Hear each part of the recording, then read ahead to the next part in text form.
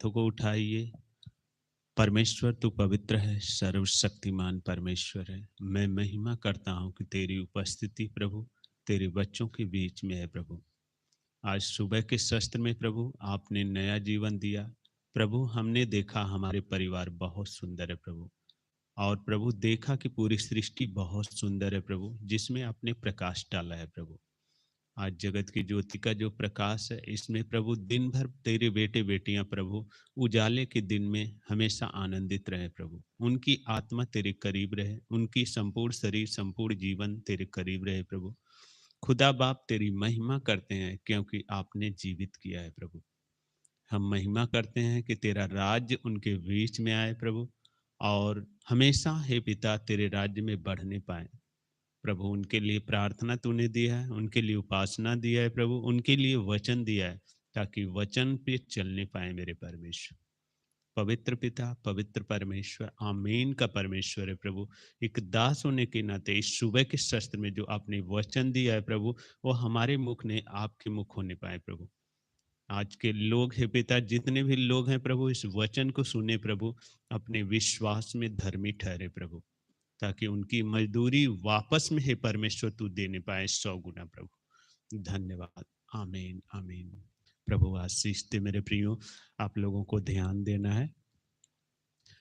परमेश्वर का वचन कहता है कि विश्वास के द्वारा इंसान जन जीवित रहता है। अगर हमारा विश्वास, आपका विश्वास है, तो उसमें परमेश्वर कहता है वो जन जीवित रहता है विश्वास के द्वारा। तो हम वचन को देखेंगे मेरे प्रियो। रोमियो 4 का 7 लिखा है, धन्य है वे जिनके अधर्म क्षमा हुए। परमेश्वर का वचन कहता है धन्य है वे जिनके अधर्म क्षमा हुए। और वचन आगे कहता है और जिनके अपराध या पाप ढांपे गए। तो हम देखते हैं मेरे प्रियो, पाप किसके ढांपे गए हैं और किसके अधर्म क्षमा किए गए। अगर हम देखेंगे तो अब्राहम का उदाहरण दिया है परमेश्वर, तो हम देखते हैं कि परमेश्वर उसके विश्वास को परिपूर्णता पाया और उसके धर्मी होने का अधिकार पाया। इसीलिए परमेश्वर ने कहा उसके जो अधर्म थे पहले के, जो उसके बाप दादा पूर्वजों से चली आ रहे थे, उस अधर्म को मैंने क्या किया, क्षमा कर दिया। और परमेश्वर कहता है कि उसके अपराध जो थे, हर एक अपराधों को मैंने क्या किया, ढांप दिया अपने लहू से। तो आपके अपराधों को जानता है, ढांपना जानता है, क्षमा करना जानता है मेरे प्रियो। अगर हम वचन को देखेंगे मेरे प्रियो, तो मती अंजीर अध्याय 9 में हमें वो दर्शाया गया है परमेश्वर के पवित्रता के बारे में। तो ओ यदि हम देखेंगे तो जब यीशु मसीह अपने नगर में आया, अपने गांव में आया, तो वचन कहता है कि उसमें बहुत सारे लोग जान गए कि यीशु मसीह आया है। और सारे लोगों ने, बहुत लोगों ने एक लकवे के रोगी को खाट पर लेकर किसके पास आए, यीशु के पास आए। अब उनका इतना बड़ा विश्वास था कि यीशु मसीह आया है, इस लकवे के रोगी को चंगा कर देगा। तो उनका विश्वास इसलिए देखा कि उन लोगों को कोई मार्ग नहीं मिल रहा था, और मार्ग नहीं मिल रहा था, उस मार्ग में क्या कि सारे लोगों ने विश्वास किया। बाइबल कहती है कि बाइबल का वचन कहता है कि वो खपरेल का घर था, उसे उजाड़ कर उसके सामने रखा गया। एक खपरेल का घर था, जिसका छत उजाड़ा जाएगा मेरे प्रियो, तो उसको कितना गुस्सा आएगा, कितना तकलीफ होगी। तो हम देखते हैं कि परमेश्वर एक वचन रखा है कि वह मनुष्य कितने बड़े विश्वासी थे जिन्होंने लेकर आए थे। और उसका कितना बड़ा विश्वास था कि हम यीशु के पास जा रहे हैं जीवन पाने के लिए। उसके पास हिम्मत नहीं थी, बल नहीं था, सामर्थ्य नहीं था चलने का, लेकिन उस खाट पर लेकर आए संसार वाले खाट पर। लेकिन परमेश्वर ने कहा उठ, अपनी खाट को उठा और चल पे। उस खाट को बोले कि जो उसके जीवन में है, जो उसके दुख क्लेश हट गए। अब परमेश्वर कहता अपनी खाट को उठा और चल, फिर अपने घर को चला जा। कौन से घर को भेजा, परमेश्वर ने उस घर को भेजा।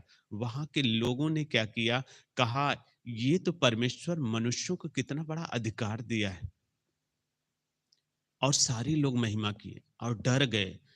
तो वचन कहता है कि मेरे प्रियो की वह मनुष्य को बोला कि तेरे अपराध क्षमा हुए।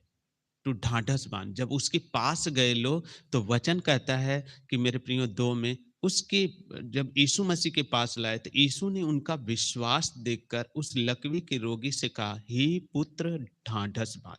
पहले क्या कहा? कि तूने अपने जीवन में आशा को खो दिया है, अपने जीवन में निर्बलता को पा गया है। अब तुझे बल दूँगा मैं, तुझे आशीष दूँगा, तुझे ग्रेस दूँगा, तुझे पूरी रीत से डिलीवरेंस करूँगा। तू ढाढ़स बाँध, सब्र रख। तो क्या करना है हमें? परमेश्वर के करीब जब जाना है, हम संसार के जीवन को लेकर पूरी शारीरिक रीत को जाते हैं कि हमारा शरीर चंगा हो जाए, तो परमेश्वर पूरी शरीर को भी चंगा करता है, पूरी रीत से उस शरीर को बदल देता है आत्मा डालकर, अपनी महिमा डालकर, अपना बड़ा डिलीवरेंस डालकर, कि आप उस शरीर को, परमेश्वर कहता है वो आत्मा लेकर चलेगी।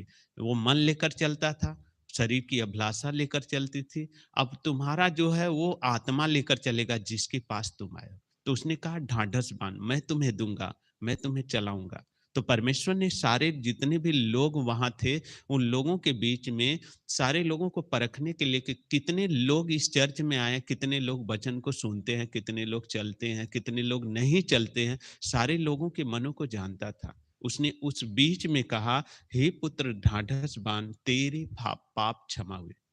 क्या कहता है? तेरे पाप क्षमा हुए। जब इतना लोगों ने सुना, तो सारे शास्त्री जितने भी लोग थे, वहाँ फरीसी लोग थे, सब लोग कुड़कुड़ा उठे। ये परमेश्वर की कैसी निंदा कर रहा है? बोल रहा है तेरे पाप पाप क्षमा हुए। तो हम देखते हैं कि यीशु मसीह के जीवन में वो अधिकार था, मनुष्यों के जीवन में नहीं था। सारे जितने भी शास्त्री थे, शास्त्र पढ़ने वाले थे, उन लोगों को ये मालूम था कि मूसा की व्यवस्था हमें दी गई है, लेकिन अपने जीवन में वो अधिकार प्राप्त कर नहीं पाए। क्योंकि वो लोग सिर्फ ये जानते थे कि मैं एक शास्त्री, एक याजक के समान ठहराया गया, मैं शास्त्र पढ़ता हूँ, मेरे अंदर बहुत ज्ञान है। लेकिन यीशु मसीह ने उन लोगों को परखने के लिए कि तुम लोग ये जो शास्त्र पढ़ते हो, ये जो व्यवस्था पढ़ते हो, तो क्या व्यवस्था के रीत के अनुसार चलते हो कि नहीं? क्या व्यवस्था को मानते हो कि नहीं? मेरे जीवन में जो तुम्हारे जीवन में ठहराया गया मेरे जीवन को, क्या तुम मुझे जानते हो, पहचानते हो कि नहीं?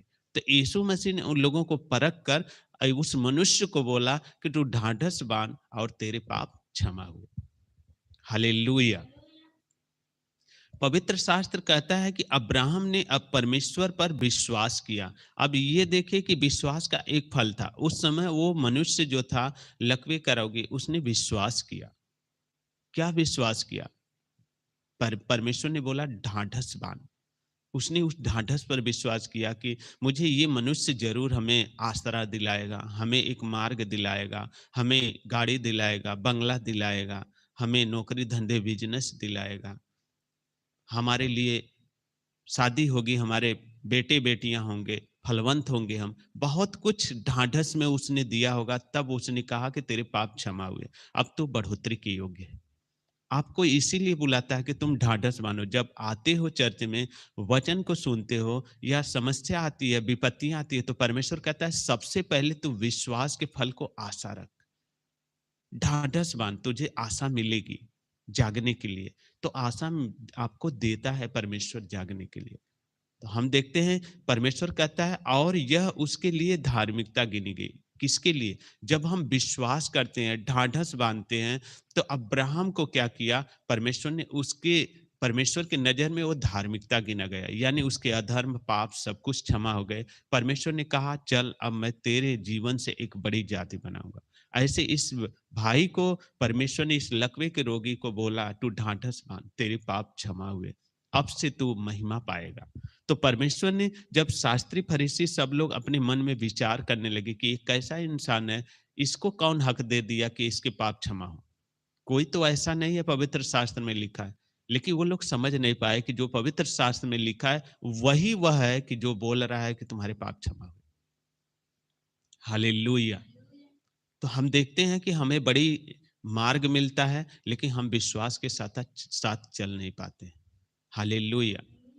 परमेश्वर क्या कहता है कि अगर रास्ते में तुम चलते रहो, जीवन में तुम चलते रहो, तो कोई ऐसा कार्य न करो कि तुम्हारे पाप क्षमा न हो। तो हमें अगर चलना है परमेश्वर के मार्ग में, तो परमेश्वर धार्मिकता को मांगता है, विश्वास में धार्मिकता को मांगता है, कर्म में धार्मिकता को मांगता है। तो कैसा मांगता है? कि जो हमारा विश्वास हो उसमें फेथफुल हो, अब यहाँ इस मनुष्य को ढाढ़स बांधने के लिए कह दिया। फिर उसके बाद उनके मन को परखा, तो परमेश्वर 5 पद में कहा है, 9 के 5 में, सहज क्या है? हालेलुया! सहज क्या है कि हमने कह दिया कि तेरे पाप क्षमा हुए, तो ये सहज हो गया तुम्हारे लिए। लेकिन हमारे लिए बहुत कठिन बात है कि ये उसके पाप क्षमा हो गए, क्योंकि उसने बहुत सारा पाप किया था, इसीलिए वह खाट पे पड़ा था। लेकिन हमने कह दिया तो आपके लिए मुख से निकला तो सहज हो गया। लेकिन परमेश्वर कैसा कहता है, ये सहज क्या है कि हमने कह दिया तो प्रकाश हो गया, और वह धरती में प्रकाश कर दिया विश्वास के द्वारा। तो उस मनुष्य के अंदर बोल रहा है लोगों को, क्या सहज ये क्या है कि हम इसके पाप क्षमा कर दें, यानी इसके जीवन में उजाला आ गया। तो हमें महसूस करना है कि वो परमेश्वर आपको फेथफुल चाहता है, ताकि आप उसे जाने। परमेश्वर कहता है, काम करने वाले वाले की मजदूरी देना दान नहीं, जो मेहनत करता है। अब यीशु मसीह ने मेहनत किया, तो उन लोगों से दान नहीं मांग रहे थे, उन लोगों के जीवन को मांग रहे थे कि वो मेरा हक है, वो पिता मुझे हक दिया है, वो मुझे अधिकार दिया है पाप क्षमा करने का, ताकि उसकी रूहों को बचाएं, उसके जीवन को बचाएं और पिता के पास ले जाएं, ताकि पिता के बेटे बेटियां। सहज ये है। और तुम लोगों ने सोचा कि सहज क्या है, तेरे पाप क्षमा हुए। और यहाँ बड़ी महिमा के साथ परमेश्वर ने कहा, ये परमेश्वर के पुत्र लिखा है कि परंतु इसलिए कि तुम जान लो कि मनुष्य के पुत्र को पृथ्वी पर पाप क्षमा करने का अधिकार है। यहाँ तब भी लोग नहीं समझ पा रहे हैं कि इसके अंदर कौन है कि पाप क्षमा करने का अधिकार मिला। और उसने मेरे प्रियो आज्ञा दिया लकवे के रोगी को कि उठ, अपनी खाट उठा और अपने घर को चला जा। अपने घर को चला जा, उठ, अपनी खाट को उठा और अपने घर को चला जा। परमेश्वर कहता है, जो मैंने पहले तुम्हें दिया था माँ के गर्भ में सृष्टि रचकर, अधिकार दिया था, एक फेवर दिया था तुम्हारे जीवन में, उस घर को तू चला जा। जब उसने भेजा तो उसके घर को नहीं भेजा, उस घर को भेजा कि जा उस घर को तू तैयार कर ले, और उसमें मेरी आत्मा अब काम करेगी, क्योंकि मैंने तुझे चंगा कर दिया। अब आशा जागृति हो गई। अब बोला कि उठ, अपनी खाट को उठा ले, अपने जीवन को उठा ले, अब तू बोझ से दबा नहीं है। उस समय लकवा का रोगी था, उस समय उसके पास बोझ था, बोझ को परमेश्वर ने ले लिया, उसके पापों को क्षमा कर दिया, उसे फ्री कर दिया। बोला उठ, अपनी खाट को उठा और चल, फिर अपने घर को चला जा। तो उस घर को चला जा, अनंत जीवन को चला जा। अब तुझे प्रार्थना करना है, प्रेयर करना है, मिनिस्ट्री बनाना है, तुझे हर कार्य को पूरा करना है, उस घर में तुझे जाना है जो प्रार्थना का घर है। अब तेरे बोझ को, अब तो उस शरीर को उठा, वो महिमा के शरीर को उठा, उस आत्मा के शरीर को उठा, उस धार्मिकता को उठा, उस विश्वास के फल को उठा, और अपने घर को चला जा, जिस घर से तू आया है इस धरती पर। अब उस घर के अनंत जीवन में तू जा, प्रार्थना कर, प्रेयर कर। और वहां बाइबल बताती, बहुत लोगों ने विश्वास किया और परमेश्वर की महिमा की। तो मेरे प्रियो, आपको ये ध्यान रखना है कि आपको परमेश्वर यहाँ से जब चंगा करता है, फेथफुल करता है, विश्वास देता है, तो परमेश्वर कहता है उठ, अब तू चंगा हो गया, अब अपने घर को जा, अब तू महिमा करना। ये नहीं कहा कि जाके धंधे बिजनेस करना, ये नहीं कहा कि जाके लोभ करना, ये नहीं कहा कि सोना चांदी गहने खरीद कर तू कानों में बालियां लटका कर सबको दिखाए कि मैं 20,000 30,000 का पहना। ये नहीं कहा, किसी लालच के लिए नहीं भेजा। परमेश्वर ने आपको चंगा करता है तो अपनी महिमा के लिए करता है। आपको अच्छा करता है तो एक बड़ी फेत देकर अच्छा करता है कि तुम मेरे धार्मिकता के बेटे बेटियां हो। Hallelujah, hallelujah. परमेश्वर कहता है कि रोमियो के 4 के 8 में, धन्य है वह मनुष्य जिसे परमेश्वर पापी न ठहराए। अब यहाँ परमेश्वर उसको चंगा कर दिया। अब कहता है धन्य है वह मनुष्य जिसको परमेश्वर पापी न ठहराए। तो हम जब अपने परमेश्वर के न्याय में चलेंगे, परमेश्वर की खराई में चलेंगे, तो कैसे अपने आप को पापी ठहराएंगे?